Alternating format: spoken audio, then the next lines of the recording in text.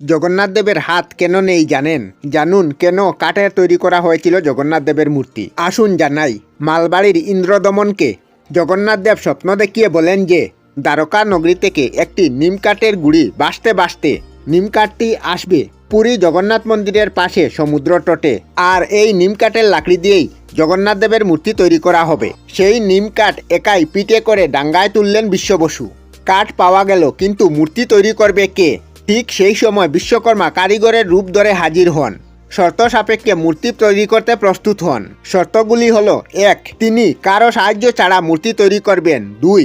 21 দিনের মধ্যে মূর্তি তৈরির কাজ শুরু হবে। 3.